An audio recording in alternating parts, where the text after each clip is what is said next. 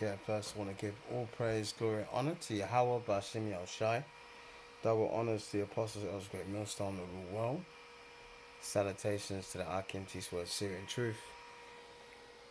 And blessings to the elect and the one third predestined to be saved. This is Brother Yakal coming with a very short video. Basically, just want to. I'm sorry about the noise. The PC that I've got is completely. It makes a lot of noise. It works, but thank God it works, but it makes a lot of noise. Yeah, it's just a short video, basically to say number one, thanks to Yahweh Shimon Sham out of hospital, which is a good thing, It's weird because when you're, as most subscribers know, but some might know, I've got sickle cell anemia, and when you're, the pain with sickle cell anemia is, wow. Ladi talks in the hospital about sickle cell anemia, and they ask, what's the pain like? And I always like to say it's like a broken bone and someone kicking you in that broken bone. It can be that painful, man.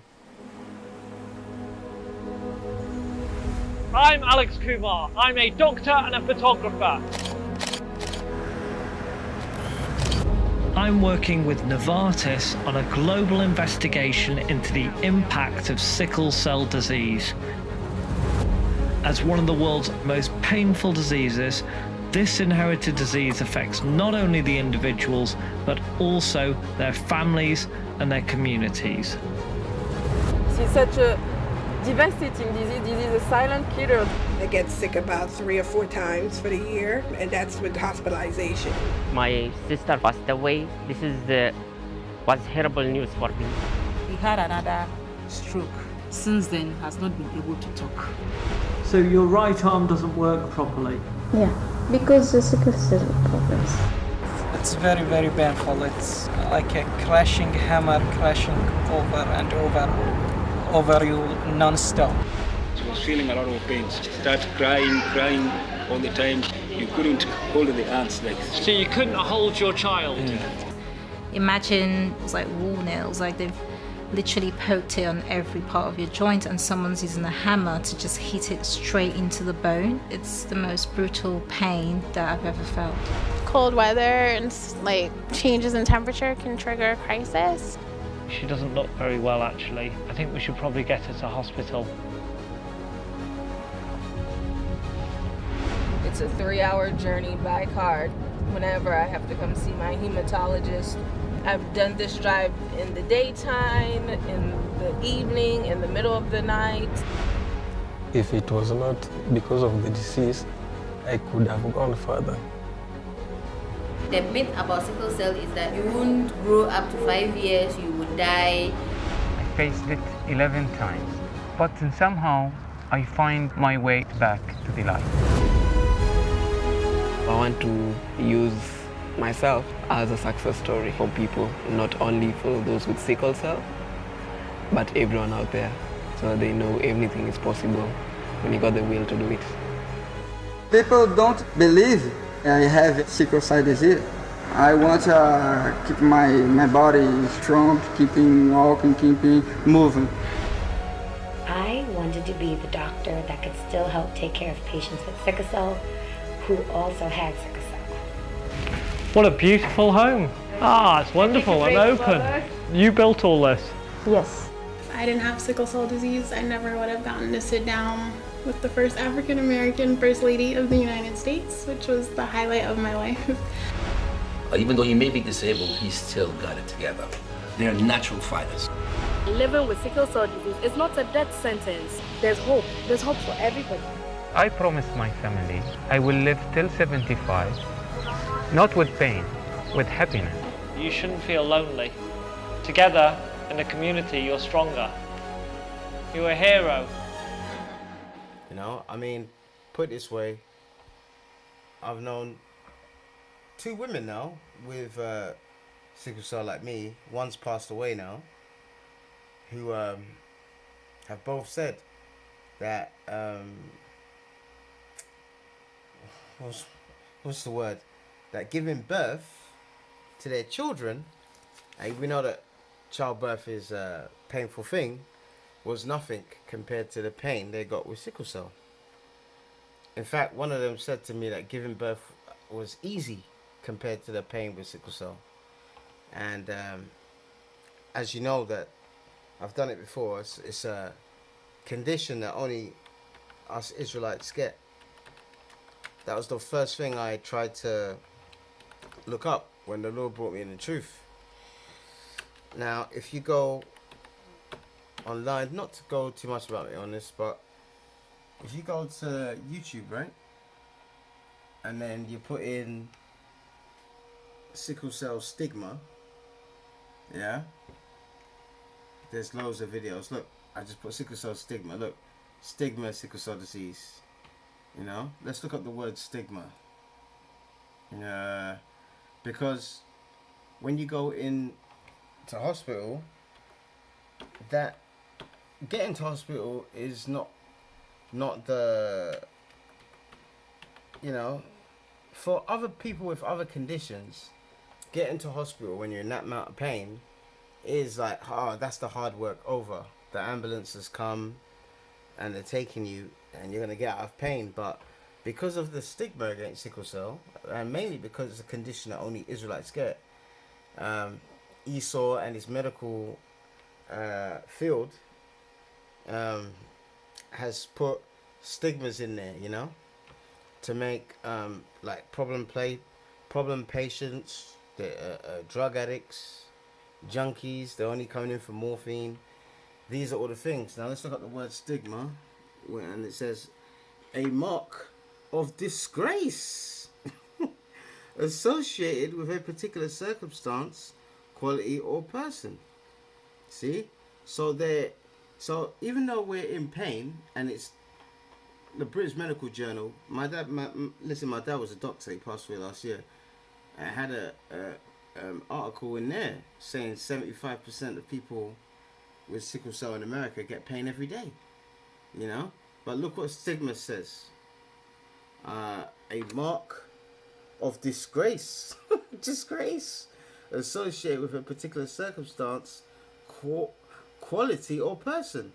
So there's a stigma against Israelites, because they're all Israelites. I've done my research against sickle cell. Now I just put sickle cell stigma, and look how many videos come up. There's one there. Yeah, there's another one there. Sickle cell stigma.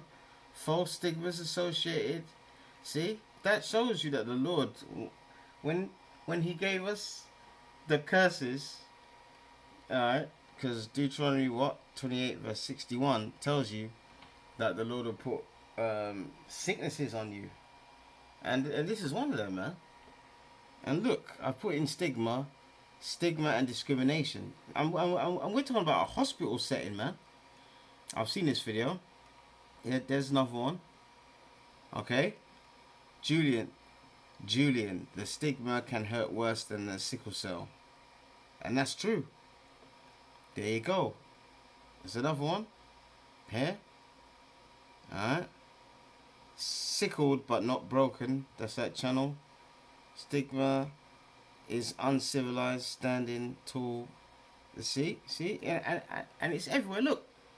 Look, hoping to stop sickle cell stigma. Dr. Theodora. Look, untold stories, sickle cell test. You know, so this is everywhere, man. You know, she's giving tips on how to control sickle cell. But the reality of the situation is this, is that these stigmas came from the devil, man. Alright? It came from the devil. And you know who the devil is, man. You see? And this stigma is everywhere. It's in America, it's in England, sadly it's in the West Indies, and it's in most of West Africa, There's been man. so many times where I felt like I'd rather die right now, or I'd thought to myself, this is it, this is the end of me, because the pain is that bad.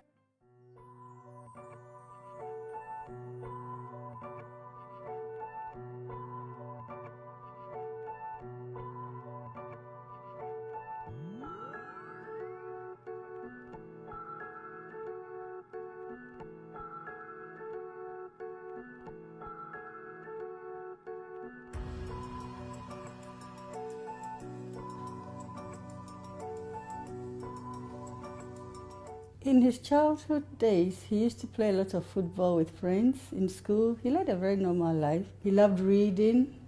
We sort of gave everything we had to him because he was all that we had.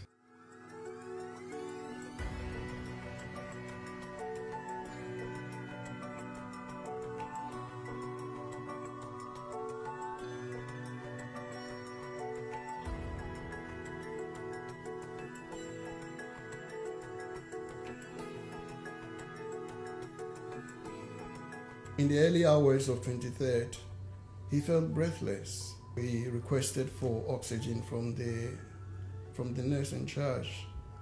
He was refused, but because he knew that he needed oxygen so desperately, he eventually took his mobile phone and dialed 999 while at the hospital. My mom had died, so I was going to Ghana. That's where we come from. So at the airport, I called Evan and said, Evan, how was your night? And she said, Mommy, this is a story for another day. You go and bury Grandma and come. I'll tell you all about it. That was the last words of my son to me.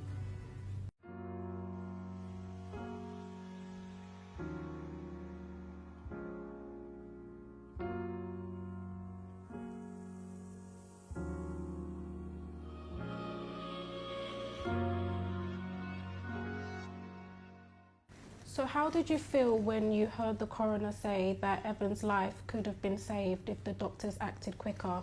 I was a little bit disappointed because I expected the coroner to say it was negligence, but he refused to say that because he said Evan was not actually neglected, but he was actually being cared for, only that he was given the wrong care. He said he died of sickle cell. Meanwhile, he walked into hospital. He wasn't in any sickle cell crisis. It's the lack of proper care he received that led to the deterioration. Sickle cell was just the underlying health condition. The hospital themselves said that the nurses are not well trained to look after sickle cell patients.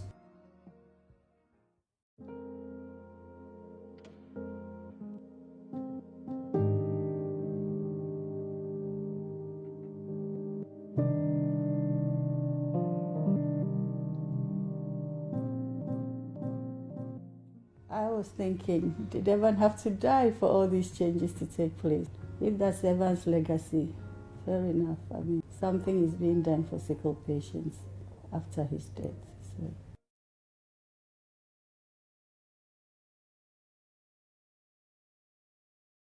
In West Africa, most people, especially if you're a woman with sickle cell, you're going to find it hard to get married, man.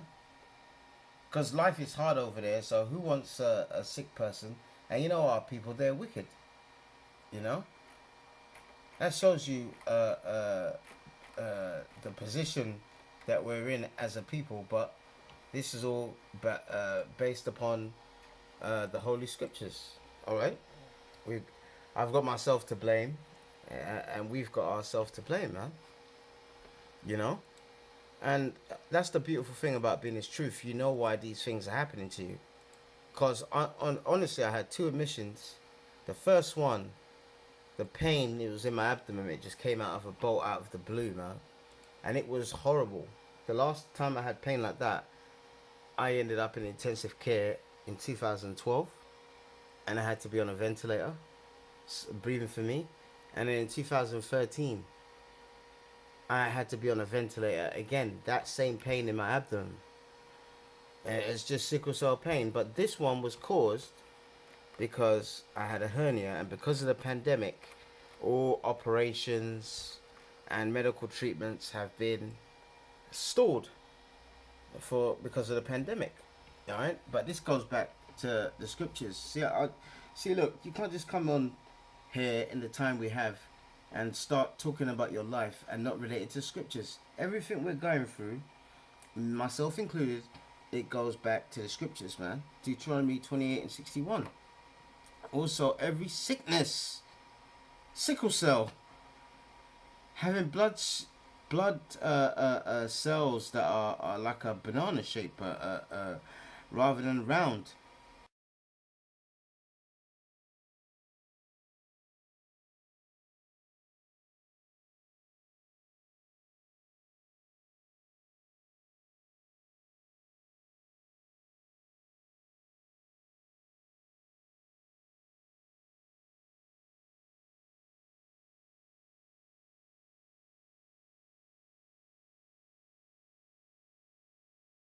So here, you're going to be a lot tighter.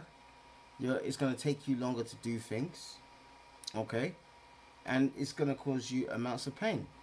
Then will the Lord bring upon thee until thou be destroyed. So the Lord has put sickle cell anemia upon me, but he's not destroyed me. Contrary to that, he's given me a new life. He's made me, what's the word? I'll show it to you. So, sickle cell, you can't do this, you can't do that with it. Don't marry him, you can't have children with him, this, that, and the other. Alright? So, to the average ones of our wicked people, I'm cursed, man. Alright? Alright? But really, the Lord has made me born again. John 3 verse 3. And Yahushua, we don't know this Jesus guy, man. We don't acknowledge this Jesus. Yahushua answered and said unto him, Verily, verily, I say unto thee, except a man be born again, he cannot see the kingdom of heaven. Now, I know I'm born again because I know why I've got sickle cell. And I just showed it. It goes back to the scriptures. The average ones of our people, the ones of you that are saying you're born again, but you don't know the reason why you're suffering, alright? And you're puffed up and you don't want to learn from people like that God has set up, like me, starting with the Apostles' Great Millstone, and beyond them, other Bivins, their teachers, double honors unto them. You're not really born again because you don't know why you're suffering. Us in this truth, we know why we're suffering.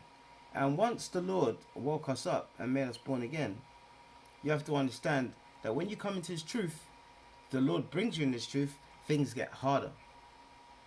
So that hospital mission, I'm telling you, man. As soon as that pain came on me, man, I took my strongest painkiller and I literally vomited, man. And I couldn't control, and I hardly never vomit. I vomited, man. I called 999 straight away, man. They said 40 minutes. I was on the floor. I had to call my neighbor. You know, the ambulance took about half an hour. You know, the pain was so excruciating in the ambulance. I must have vomited up 10 times. And guess what? People were looking after me. Edomites, man.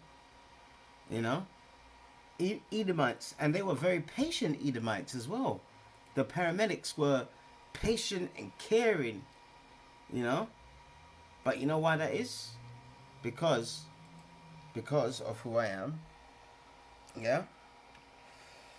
Alright. And because of the curses that we're under. Alright, let's go back. So, see, the average Israelite gets confused. Oh, he went to hospital and it's an Edomite doctor, an Edomite nurse. They treated me so good. You know, how dare you? See, that's the problem with our people. They're so cooned out now. You know, they'll get angry at the oppressor for a minute. And they'll say, oh, they're evil. They're never going to change this, that, and the other. And then when they're going to work and they're about to get the lift, an Edomite opens the door for them and keeps it open for them. They're not all that bad. You see? You know why? Because they're not born again. Because they're confused, man. You know? You have to understand, that's the way this man got America. That's the way he got his hand into Africa. And every continent where this devil is, that's how he got it. He got it through a smiling face. How did he take down the tribe of Gad? Native Americans. He did it by stealth. He went in there as friends first and then started murdering them for no reason, man.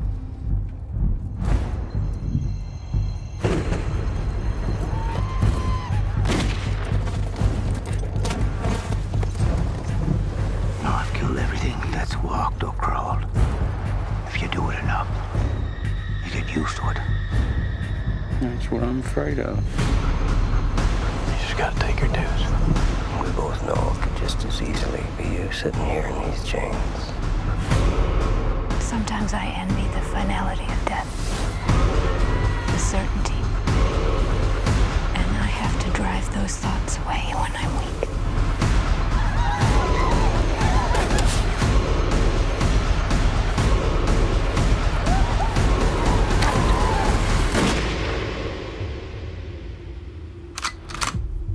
Something tells me You ain't got the nerve to fire that woman.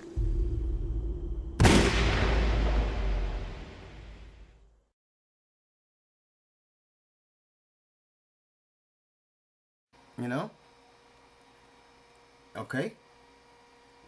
So at the end of the day, you have to understand that there's curses, and those curses are a synopsis of how we will be living in the last days. Alright?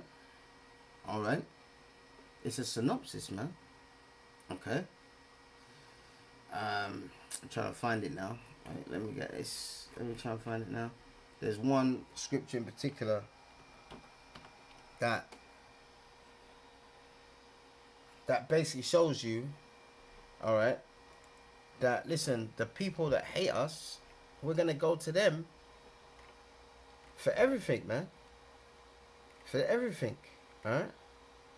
For every little thing, it says you go to your enemies for the want of all things. That's it. Deuteronomy 28, verse 48. Therefore thou shalt serve thine enemies. And we are serving them, man. Alright? We are serving them.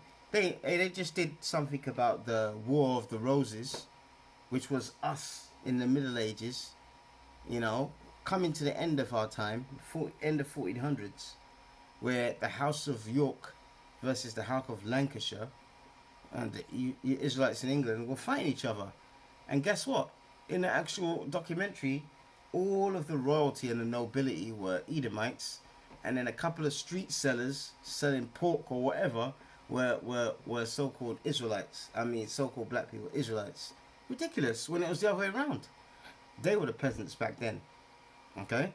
But why are you having that? Because you have your enemy is telling your story, man. Okay? So therefore thou shalt serve your enemies, which the Lord shall send against thee. So the Lord sent against them, put the spirit on them to come against us in hunger and in thirst and in nakedness and in want of all things. In want of all things. So I needed an ambulance. Who did I call? I called 999. The person on the phone, who are they? I can't really tell. But the paramedics were who? Edomites, man. Alright? And they had to take care of me. And they did. Alright? So, but this scripture is explaining that. Therefore thou shalt serve your enemies, and you shall, the Lord shall send against thee in hunger, in thirst, in nakedness, in want of all things, including your health, man. And he shall put a yoke of iron upon thy neck till thou be destroyed. Alright? And you know what that yoke of iron was. Alright? So, see, look, yoke of iron. See, the Lord has made it very plain and easy for us, man. There you go, man. There's the yoke of iron. Now, the person that puts this on you is not your friend. They're your enemy. But he said I had to go for my enemy for one of all things. So when I needed hospital treatment, I went to my enemy, man. You know? And I have to say, they treat me very good. You know?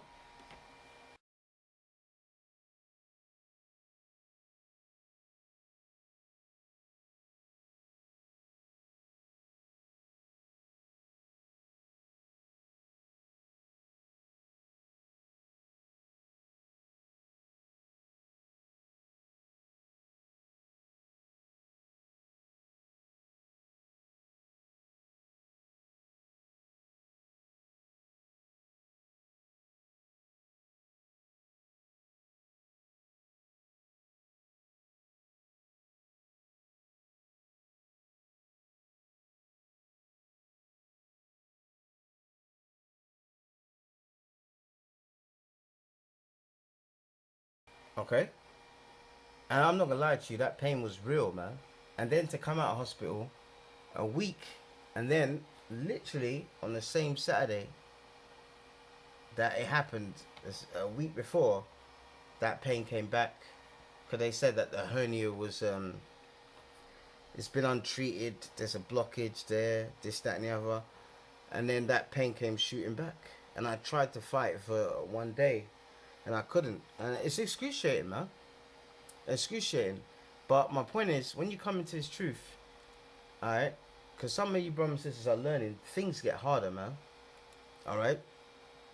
Well, I'm not going to hit to lie to you, man. Alright?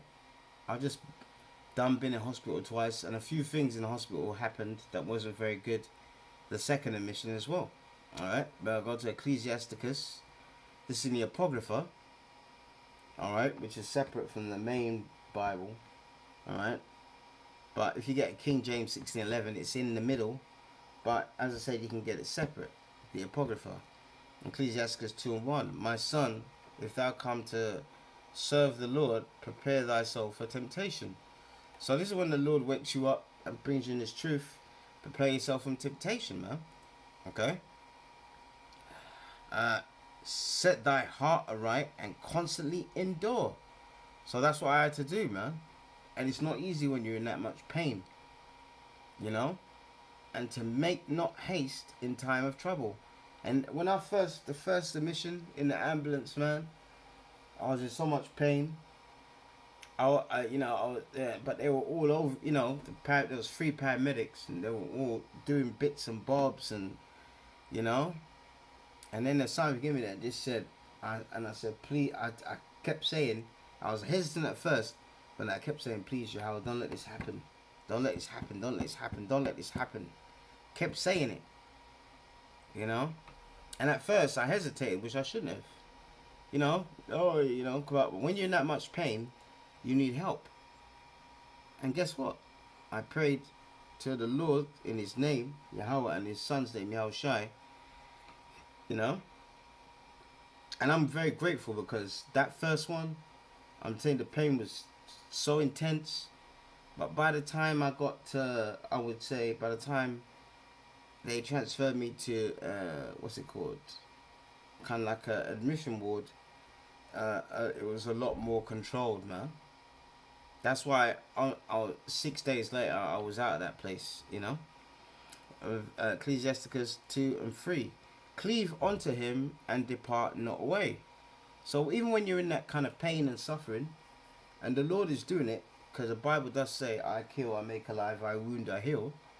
So who healed me? Who wounded me with the hernia? It was the Lord, Yahweh, and Yahweh.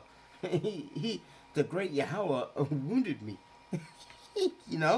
And I'm not laughing at it, man, because he can do it any time he wants, man.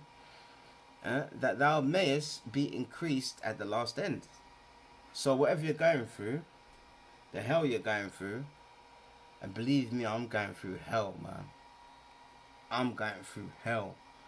Alright? It says, cleave unto him and depart not away, that thou mayest be increased at the last end.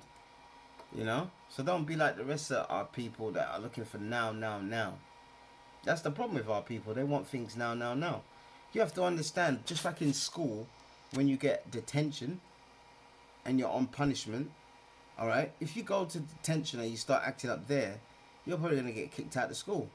Listen, you blacks, you Hispanics, you Native Americans, we're in no business, no moral high ground to judge anyone at the moment, man.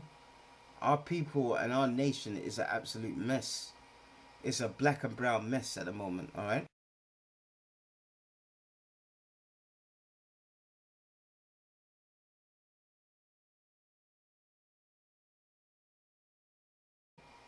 So whatever the Lord puts upon you, you have to take it, alright? But keep your integrity, alright? Your faith in him. Alright, verse 4. Whatsoever is brought on thee, take cheerfully, and be patient, and the word patient means to suffer, when thou art changed to a lower state. So even if it's your money or whatever, and listen, I was in money problems, and then you know what happened last year? Well, last year, I had my aunt died and then my dad died within 10 days. So I wasn't mentally in a good place, man. I was barely answering my letters and all that kind of stuff, opening them. And then I had a problem with my bank card, and I called them, and I'll just be honest with them. I just told them what has been happening, which is true. I did lose my dad and my aunt within 10 days, and I've been depressed and you know, low and stuff. And they gave me like £300 off my overdraft. And I was grateful for that. I was like, thank you, Howard. And then I got off the phone, and then about 10 minutes later, I got another call from the same woman from the bank, and she said, I'll check with my supervisor, and because of what you've been through, we're going to just wipe off all your overdraft. And I couldn't believe it, man. I'm telling you, man, I said thank you to them many times. I said thank to Yahweh Shimi Shai first, but I couldn't believe it, man. I'm telling you, man. I was shocked, you know. But since then, that overdraft is gone, and I don't get charged every month for going over it, you know. That my finances have been a lot better. I'm not really wanting for money as I used to. Sometimes I even help out brothers in the camp. See, but I'll be patient when you go to a lower state. So last year was, you know, losing them and stuff was low, and a low point. But really it was a celebration, because at least they're in their right mind now, and their spirits with the Heavenly Father, man. Rather than being a bugged out Sierra Leonean and a bugged out Nigerian, man. You know what I mean? They're better off where they are, man. Listen, my dad, his spirit is not with the Heavenly Father, and he said, listen, now, send me back down to earth. I want to take care of the rest of my family. Nah, man. He's saying, please keep me up there. Okay? So whatsoever is brought upon thee, take cheerfully. And that's something that I have to try and do. Take cheerfully. Alright? And be patient and suffer when thou art changed to a low state.